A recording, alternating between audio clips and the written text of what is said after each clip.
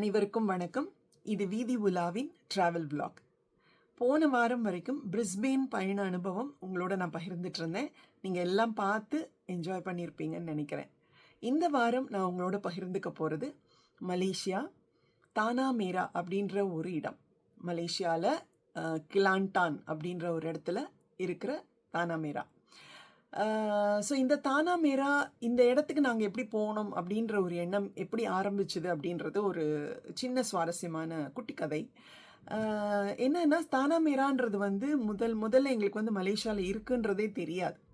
சிங்கப்பூரில் தானா மேரான்னு ஒரு பேர் இருக்குது, எங்களுக்கு தெரியும். அந்த தானா மேரா ஒரு எம்ஆர்டி ஸ்டேஷனோட பேர், ஒரு மெட்ரோ ஸ்டேஷனோட பேர் தானா மேரா. அது தவிர இந்தோனேஷியாவில் இருக்கிற ஐலண்ட்ஸுக்கு போகிறதுக்கு, அதாவது பாத்தாம், பின்டான், நான் பாத்தாம் காட்டியிருப்பேன் முன்னாடி என்னோடய சேனலில். நீங்கள் மிஸ் பண்ணியிருந்தீங்கன்னா போய் பாருங்கள் அந்த பாத்தாம் வீடியோ.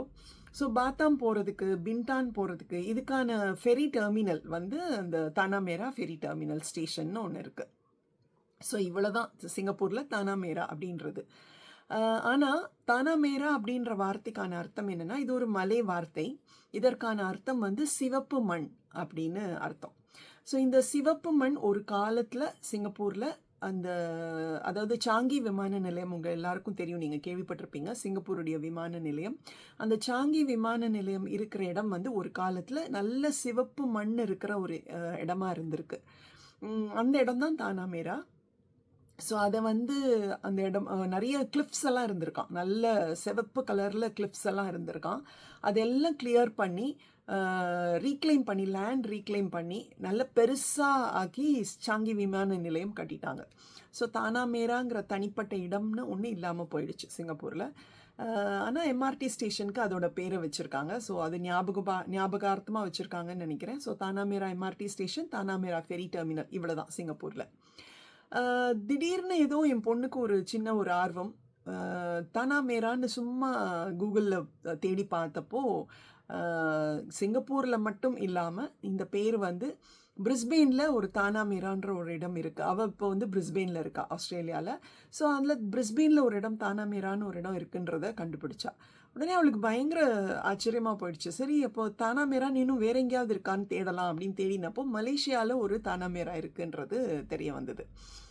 இது மலேசியாவுக்கும் தாய்லாண்டுக்கும் இருக்கிற அந்த பார்டருக்கு இந்த பக்கம் மலேசியா ஜஸ்ட் கொஞ்சம் தாண்டினா தாய்லாந்து, அந்த இடத்துல தானா மேரா இருக்குது. ஸோ ஸ்வாதி என் பொண்ணு போன தடவை லீவுக்கு இங்கே வந்திருந்தப்போ இந்த தானா மேரா இடம் போகணும் மம்மி, போகலாம் அப்படின்னு சொல்லிட்டு சொன்னான். சரி, ஓகேன்னு அவள் தான் நல்லா பிளான் பண்ணுவா ட்ரிப்பெல்லாம். ஸோ அதனால் அங்கே என்ன இருக்குது, அது ஒரு சாதாரண சின்ன ஒரு டவுனுங்க. அது ரொம்ப ரொம்ப சின்ன ஒரு லோக்கல் மலேசியாவில் இருக்கிற ஒரு பக்கா மலேசியன் டவுன் அது. அவ்வளோதான், பெருசாக ஒன்றும் இல்லை. ஆனால் அந்த இடத்துலையும் என் பொண்ணு சில இடங்கள், ரொம்ப சுவாரஸ்யமான இடங்கள்லாம் கண்டுபிடிச்சு பிளான் பண்ணி, அந்த ட்ரிப்பு பிளான் பண்ணி நாங்கள் ஜஸ்ட் ஒரு 2-2.5 நாள் டைம் எடுத்துகிட்டு போனோம். அதாவது சனி ஞாயிறு மட்டும் எடுத்துகிட்டு வெள்ளிக்கிழமை ஒரு பாதி நாள் லீவ் போட்டுட்டு நான் கிளம்பினேன். ஸோ அந்த மாதிரி அந்த ஒரு 2 நாள் டைம் எடுத்துகிட்டு நாங்கள் போனது தான் இந்த ட்ரிப்பு. ரொம்ப சின்ன ட்ரிப்பு, ஆனால் நிறைய இடங்கள் பார்த்தோம். ரொம்ப சுவாரஸ்யமாக இருக்கும். ஸோ இதெல்லாம் நான் உங்களோட பகிர்ந்துக்கிறதுக்கு காத்துட்ருக்கேன். தொடர்ந்து பாருங்கள், என்ஜாய் பண்ணுங்கள். ஸோ சிங்கப்பூர்லேருந்து தானா மேராக்கு போகிறதுக்கான வழி நான் சின்ன ஒரு ஷார்ட்டாக சொல்லிடுறேன். வழக்கமாக மலேசியாவுக்கு போகணும் அப்படின்னாக்க, இப்போ கேஎலுக்கு குவாலாலம்பூருக்கு போகணும் அப்படின்னாக்கா பஸ்ஸஸ் இருக்கும். பஸ்ஸஸ் சிங்கப்பூர் கம்பெனிஸே ரன் பண்ணுற பஸ்ஸஸ் இருக்கும். ஸோ சிங்கப்பூரில் பிக்கப் பண்ணிப்பாங்க நம்மளை. சிங்கப்பூர்லேருந்து, அதாவது சில இடங்கள் இருக்கும், அந்த இடங்கள் நம்ம வீட்டு பக்கத்தில் எது இருக்கோ அதை நம்ம சூஸ் பண்ணிவிட்டு அங்கே போய் நின்னோம் அப்படின்னாக்கா ஒரு சின்ன வேனில் நம்மளை கூட்டிகிட்டு போவாங்க. அப்புறம் அங்கேருந்து நம்ம பஸ் கூட்டிகிட்டு போயிடுவாங்க. ஸோ அது ரொம்ப வசதியாக இருக்கும். போன தடவை என் தங்கையோட நான் போனப்போ அப்படி தான் போனோம். இல்லை அப்படின்னாக்கா ஜேபியில் பஸ் இருக்கும், அந்த பஸ்ஸை எடுத்துகிட்டு போகலாம். ஸோ இது மாதிரியான சில வழிகள் இருக்குது. ஆனால் நாங்கள் போகிற கெலான்டானுக்கு போகிற பஸ்ஸு, தானா மேரா அதுக்கு போகிற பஸ் ஜேபி சென்ட்ரலில் இல்லை. அங்கே ஸ்டாப் கிடையாது. அதனால நாங்கள் இன்னும் கொஞ்சம் தள்ளி ஜேபியில் உள்ள தள்ளி வேற ஒரு இடத்துல இருந்து தான் பஸ் இருக்குன்றதுனால அதுக்கு வேற ஒரு பஸ் நாங்கள் எடுக்க வேண்டியதாக இருந்தது. அது வந்து 2 மணி நேரத்துக்கு ஒரு தடவை தான் சிங்கப்பூருக்குள்ளே வரும். ஸோ அதனால அதுக்கு கரெக்டாக வெயிட் பண்ணி பஸ் ஸ்டாப்பில் நாங்கள் அந்த பஸ்ஸை எடுத்துட்டு ஜேபி தாண்டி ஒரு இடத்துக்கு போய் நம்மளை இறக்குவாங்க, 2 இமிக்ரேஷன் தாண்டி. ஸோ அங்கே போனோம். அங்கே போன அப்புறமா எங்கள் பஸ் அங்கே வெயிட் பண்ணிட்டு இருந்தது. அந்த பஸ்ஸில் ஏறி உட்காந்து, இது வந்து ஓவர் நைட் பஸ்ஸு, அதனால் ராத்திரி பூரா அந்த பஸ் வந்து நல்ல வசதியாக இருக்கும். அந்த பஸ்ஸில் ஏறி நாங்கள் ரைட் பண்ணிட்டு போயிட்டு இருந்தோம்.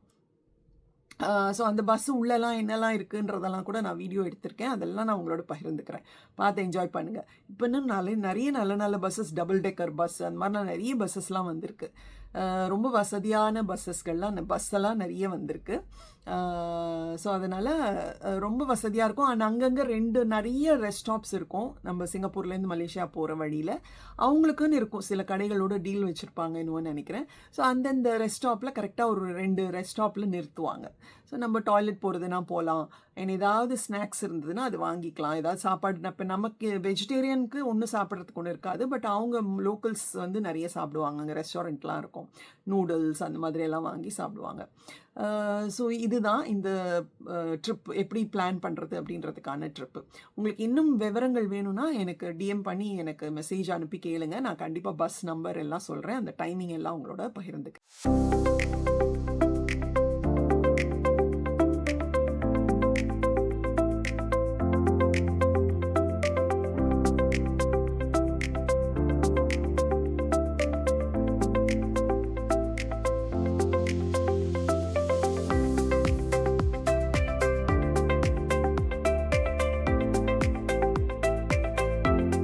நெக்ஸ்ட் டே மார்னிங் நாங்கள் போகும்போதே நல்ல மழை பெஞ்சிட்டு இருந்துச்சு தனாமேரால.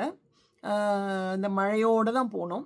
அங்கே போனதுக்கப்புறமா அந்த ஒரு பர்டிகுலர் பஸ் ஸ்டாப், எங்களுக்கு எந்த பஸ் ஸ்டாப்னு என் பொண்ணுக்கு தெரியும். ஸோ அந்த பஸ் ஸ்டாப்பில் இறங்கி ஒரு 2-3 இடத்துல நிறுத்துறாங்க தனாமேராலே உள்ள.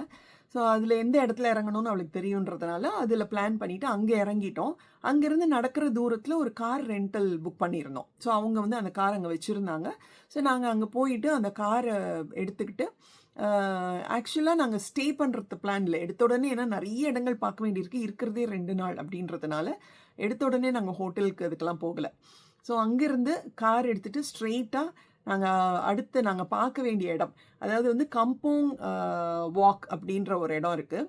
அந்த இடத்துக்கு போகலாம் அப்படின்னு அவள் புக் பண்ணியிருந்தா என் பொண்ணு. ஸோ அதுக்கு போகலான்ட்டு அங்கே போனோம்.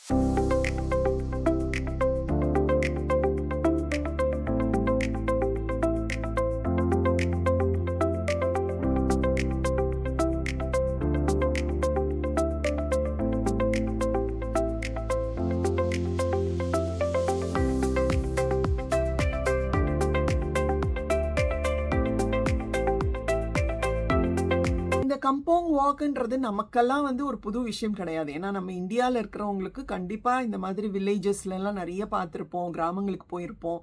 நான் நிறைய போயிருக்கேன், என்னோடய கிராமம் ரொம்ப நல்லாயிருக்கும்.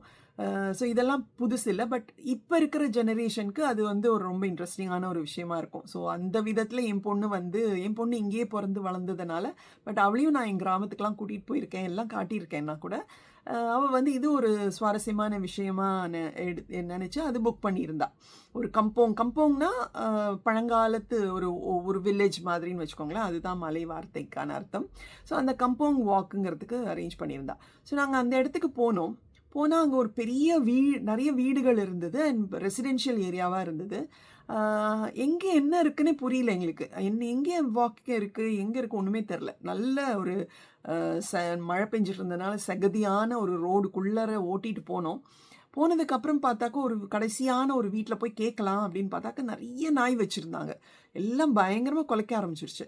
அதுக்கப்புறம் நாய் குலைக்கிறத பார்த்துட்டு அந்த வீட்டிலேருந்து உள்ளேருந்து அந்த லேடி வெளியில் வந்துட்டு என்ன வேணும் அப்படின்னு கேட்டாங்க. நாங்கள் வந்து இந்த மாதிரி கம்போங் வாக்குக்கு போகிறோம், அதுக்கு தேடிட்டு வந்திருக்கோம், எங்கே இருக்குன்னே புரியல எங்களுக்கு அப்படின்னு. உடனே ஐயோ நான் தான் அது பண்ணுவேன், இப்போ வந்து எனக்கு போதும்னு ஆயிடுச்சு, நிறைய பேர் வரதில்லை, கஸ்டமர்ஸ் ஜாஸ்தி இருக்கிறதில்ல, எங்கள் வயல்வெளிக்கு தான் நான் உங்களை கூட்டிகிட்டு போவேன், அந்த மாதிரி ட்ரிப்பு நான் தான் அரேஞ்ச் பண்ணிகிட்டு இருந்தேன், இப்போ நிறுத்திட்டேன், ரொம்ப சாரி அப்படின்னு அவங்க சொன்னாங்க. சரி ஓகே அப்படின்னு சொல்லிட்டு நாங்கள் வெளியில் திரும்பி கிளம்பி வந்துட்டு இருந்தோம்.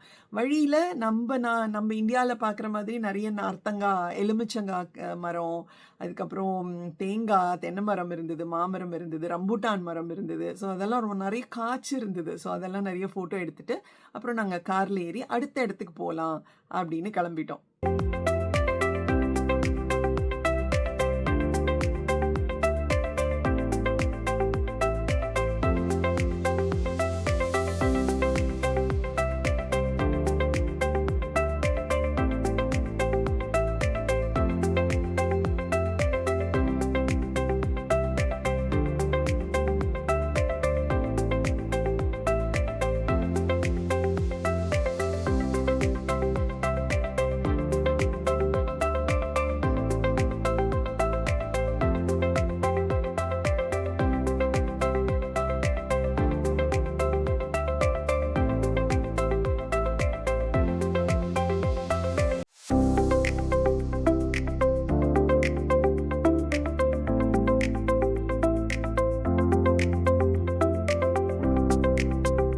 இந்த கம்போங் வாக் கேன்சல் ஆகிடுச்சா, ஸோ அடுத்தது என்ன பண்ணலாம் அப்படின்னு நாங்கள் அடுத்த பிளான் என்ன எங்கள் ட்ரிப்லனாக்கா தானா மேரா ரயில்வே ஸ்டேஷன். ஸோ இந்த தானா மேரா ரயில்வே ஸ்டேஷன் வந்து ரொம்ப க்யூட்டாக, ரொம்ப சின்னதாக, அழகாக இருந்தது. இதில் நான் நிறைய பிக்சர்ஸ் எல்லாம் எடுத்தேன், வீடியோஸ் எல்லாம் எடுத்தேன். அண்ட் இந்த ட்ரெயின் இது வந்து ஒரு நார்மல் ட்ரெயின் ஸ்டேஷன், கேடிஎம், அதாவது மலேசியாவோட ரயில் நெட்வொர்க்கு பேர் கேடிஎம்னு பேர். ஸோ அந்த கேடிஎம்மில் இருக்கிற ஒரு சாதாரண ரயில்வே ஸ்டேஷன் தான் ஆக்சுவலாக. இது வந்து தும்பாட்லேருந்து ஜொஹோர் பாரு போகிற ஒரு ட்ரெயின், 2 டவுனையும் கனெக்ட் பண்ணுற ஒரு பாதை, ரயில் பாதை. இந்த பாதை வழியாக பார்த்தீங்கன்னா இது வந்து ஈஸ்ட் கோஸ்ட் லைன் வழியாக போகுமா, நிறைய காடுகள் இருக்குமா. ஸோ ஒரு ஜங்கிள் லைன்னு சொல்கிறாங்க, ரொம்ப சீனிக்காக இருக்கும் இந்த ட்ரெயினில் போகும்போது அப்படின்னு சொல்கிறாங்க. பட் அதுக்கெல்லாம் எங்களுக்கு நேரம் இல்லை. பட் அந்த ஸ்டேஷனை பார்த்துட்டு வெளியில் வந்துட்டோம்.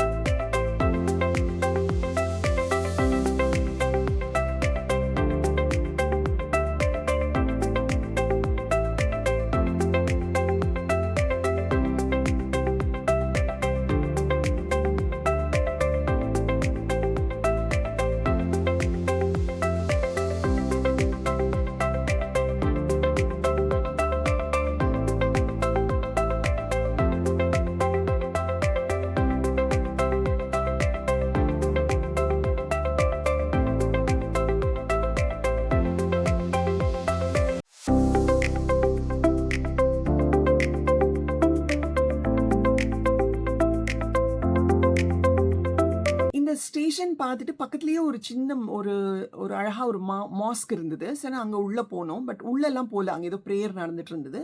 வெளியிலேருந்து ஜஸ்ட் ஃபோட்டோஸ் எல்லாம் மட்டும் எடுத்துகிட்டு வெளியில் வந்துட்டோம். ரொம்ப அழகாக இருந்தது ஒரு மாஸ்க்.